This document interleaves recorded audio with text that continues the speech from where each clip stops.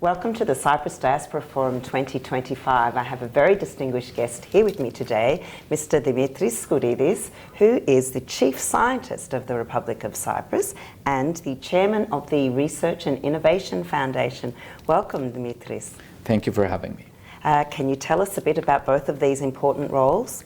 Well, the Chief Scientist, the role of the Chief Scientist for Research, Innovation and Technology is a role basically that brings together the interest of research, innovation and technology, intending to build up and excel research, but at the same time make sure that the excellent caliber, the excellent research that we have translates into innovation and then commercialization.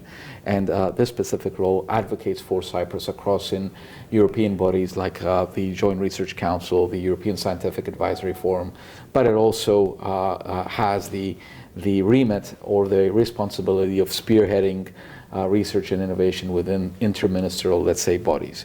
On the other hand, the role of the chairman of the Research Innovation Foundation is the, let's say, the accountable party that manages or leads the direction of the National Innovation Foundation, which in reality executes and implements the research and innovation strategy that has been drafted and is in place by the Deputy Ministry of Research and Innovation and Digital Policy. And obviously you're a sponsor of the Cyprus Diaspora Forum. What role do you see, what is the key role that the diaspora can play in your work and in helping Cyprus? Well, first of all, let me start by saying that the way we do sponsor events is based on the impact they can have, but in line with the strategy that we are pursuing.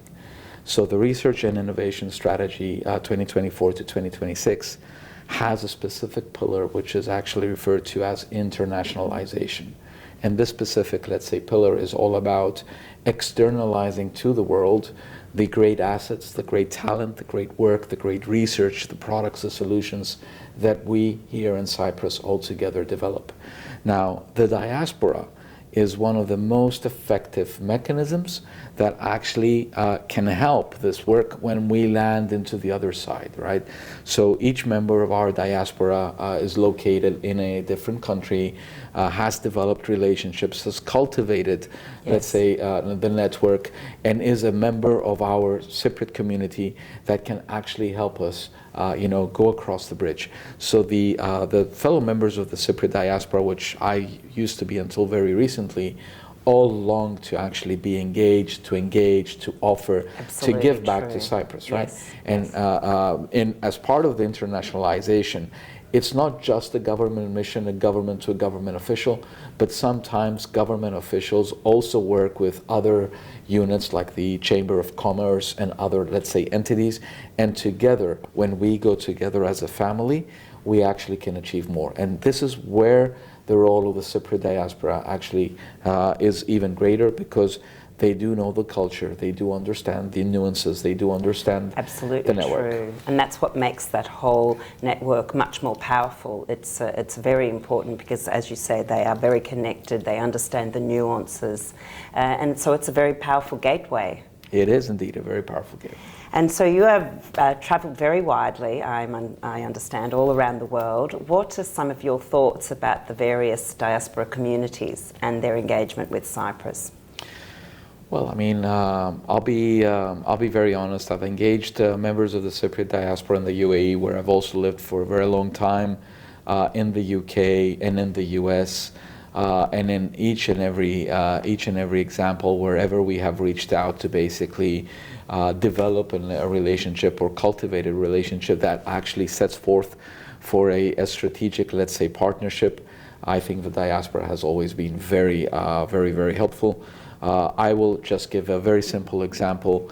Less than a year ago, we developed a few contacts here with the UAE, with the members of the UAE diaspora, and all I can say is that there's been a lot of work happening in the last 12 months. We've eventually got to a point where we signed an MOU with the artificial intelligence, and 3 or 4 members of the diaspora have been instrumental in helping us develop those necessary relationships that basically accelerate the buildup of trust. And I'd like to say here is that obviously we as government, we do work with other governments and the counterparts, but obviously when you have trusted members that have become local, like the level of trust, the level of commitment, the level of integrity that has been built there in the relationship is irreplaceable. So to all of those members, I think that have actually been part of several of the successes that we have already built in the last year, I'd like to say thank you. Well, I'm sure we can all see our future is in very good hands with this man. Thank you, Demetris. What is your final message to the diaspora? Ladies and gentlemen, I would like to send a very simple message for you. We have a government under the leadership of the President, His Excellency, Mr. Nikos Christodoulidis, who is a visionary, but who also is very determined to really bring back talents, to really help by creating a bridge where you no longer need to have a home away from home.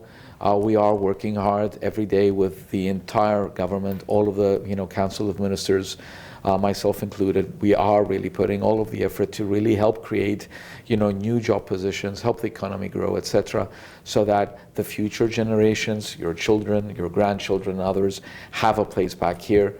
I want to extend my warm thanks to all of you who are really building the bridge, and I sincerely hope that one day we can all make this island be the most visible part of the planet that everybody envies. Thank you very much for your support. Thank you so much, Demetris. So we really are in good hands, great hands with this wonderful man. Thank you so much for your time today. You're welcome. Thank you.